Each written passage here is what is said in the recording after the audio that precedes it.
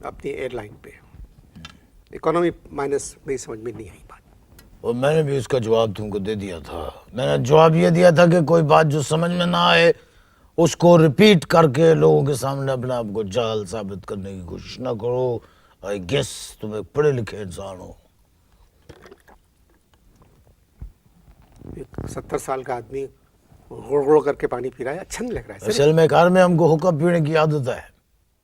आप अपनी गल करो, छोटी मोटी चीजों से अपनी जालत को दबाने की कोशिश ना करो, पब्लिक को इधर उधर ना टलाओ। इकोनॉमी में बात करो, इकोनॉमी पे। सारी दुनिया ये प्रोग्राम देख रही है। देखने दो, उसका ताल्लुक वो निकालेंगे मतलब मेरी गुफ्तगू से, मेरे जवाबात से वो जो है नतीजा अखज़ करेंगे। ये गुड़ करने से कोई नतीजा अखज़ नहीं होगा। गल करो, स्टिक टू योर स्क्रिप्ट। जो सवाल लिख के लाओ वही करो। आप नॉर्मल बात क्यों नहीं करते? और पाकिस्तान की इकोनॉमी जब अब नॉर्मल है तो नॉर्मल बात मैं क्या करूं? और मैं तो गिरी रे कोई संभालो। मैं नहीं गिरी यार, मैं गाना गा रहा था। मैं तो गिरी रे कोई संभालो। ये गाना तो लता मंगेशकर ने 35 साल पहले गाया था। तो पता लग गया ना कि तुझे म्यूजिक से दिलचस्पी है। बिल्कुल ठीक है, 35 साल पहले लता मंगेशकर ने हमारे स्टॉक एक्सचेंज को देख के ये गाना गाया था। मैं तो गिरी रे कोई संभालो। पाकिस्तान के स्टॉक एक्सचेंज को देख के लता जी ने ये गाना गाया था, मैं तो गिरी रे कोई संभालो। हाँ जी, गलत बात कर रहे हैं तुम गलत सोच रहे हो। आप गलत बात कर रहे हैं। मैं बिल्कुल सही ट्रैक के ऊपर सही गल कर रहे हैं। जब अपनी गलती हो तो सामने वाले को कसूरवार न ठहराया करो।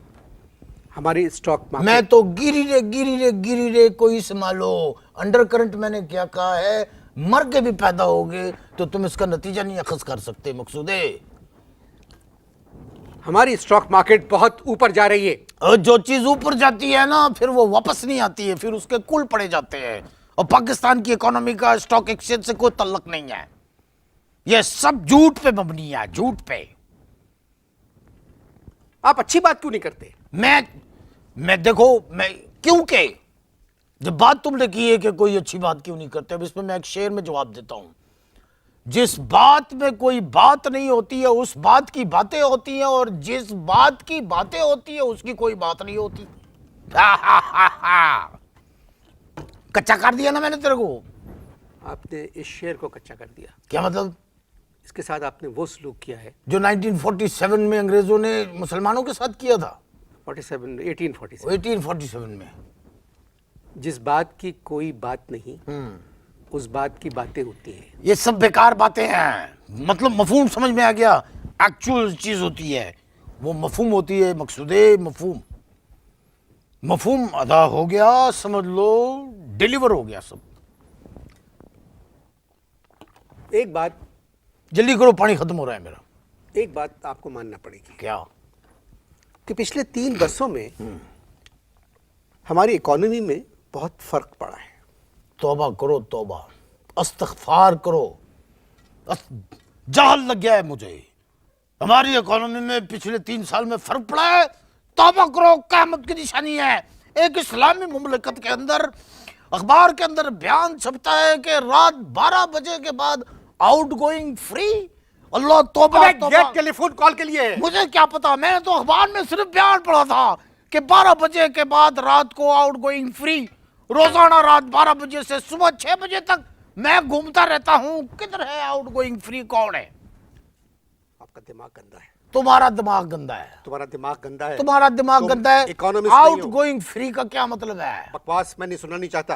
ये तरक्की की निशानी है आउट गोइंग फ्री। अच्छा, तुम तौबा करो, मुसल्ले पे खड़े हो जाओ, अल्लाह मियाँ से अपने गुनाहों की माफी मांगो। आउट गोइंग फ्री को तुम कह रहे हो तरक्की की निशानी है। आपको एक बात मालूम है कि हम पर कितने कर्जे थे और अब कितने रह गए? ओए, यही तो सारी बात है ना। सही बात बताओ, कितने कर्जे थे, कितने रह गए? ये हमारी इंतजामिया जो है उधर वाशिंगटन में जाके बुश इंतजामिया के सामने जाके गाती है, पावल जी माफ कर दो, थोड़ा इंसाफ कर दो, जितने भी बम रुकवाए उनका हिसाब कर दो, पावल जी माफ कर दो। और जब बहुत गिटार बजते तो फिर पावल कहते ओ जाओ जी माफ किया, थोड़ा इंसाफ किया, तुमने जो कर्ज लिया था वो तुमको माफ किया, जाओ जी माफ किया रट्टा। तो फिर बुश इंतजामिया हमारी इंतजामिया को देख के गाती है होई ना मीना डी का डम डम डम, हो दाए डमानी का डम डम डम।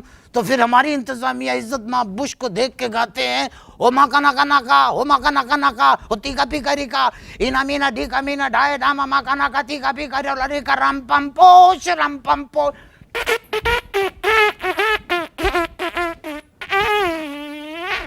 ये कौन करता है? ये हमारे सफीर करते हैं। मैं तुझको एक पढ़ा लिखा आदमी समझकर यहाँ बुलाया। और देख मैं तुझे एक जाहिल आदमी समझ के इधर आया था। आप सिर्फ बात करेंगे हमारी इकोनॉमी पर। हमारी इकोनॉमी कैसी है, कैसी होगी। ओए रहने दे, 57 साल का जो टाइगर है ना, वो बैठ के गोश्त भी नहीं चबा सकता, इसलिए कि उसके दांत ही नहीं होते। दूध में डबल रोटी मिला के खिलाओगे तब वो खाएगा। ऐसे ही रहने दो यार।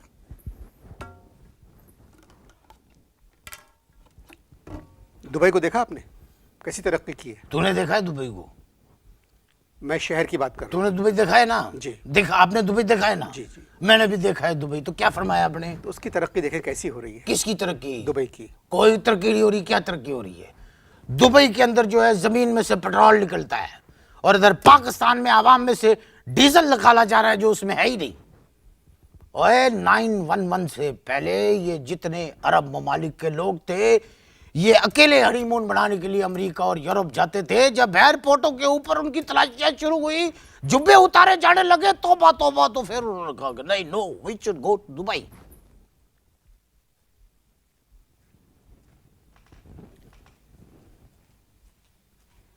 क्या कह सकता हूं, आप लोग खुशनसीब हैं। आप कम से कम इश्तहार तो देख सकते हैं। वक्फे से पहले मैं अपने मौजूज़ मेहमान जो हमारे यहाँ के बहुत बड़े इकोनॉमिस्ट हैं, उनसे पाकिस्तान की इकोनॉमी पर बात कर रहा था। सर, आपका एक प्रॉब्लम है, आप हर सवाल का जवाब उल्टा दे रहे हैं। मैंने मेरी जान, अगर मैंने सीधा जवाब दिया ना तो ये पूरे कौम की चीखें निकल जाएंगी। सर, मैं आपसे एक बात कहूँ, चीन जैसे मुल्क ने भी हमारी इकोनॉमी की तारीफ की है। और चीन को और कोई काम थोड़ी रह गया है। चीन ने करनी है हमारी तारीफ। सारा सामान जो है हम उसका लेते हैं चाइना का, तो उसने तो हमारी इकोनॉमी की तारीफ करनी। और फिर जो चाइना जो बोलता है छिन थाओ छिन किंग चाओ चाओ, तुमको क्या पता यार कि वो तारीफें कर रहा है कि गल्ला कट रहा है? जवाब दो। जापान कैसा बड़ा मुल्क है, हाँ, बहुत बड़ा मुल्क। उसने भी पाकिस्तान की इकोनॉमी की तारीफ की है। जापान ने जी। और उसने तो करनी है।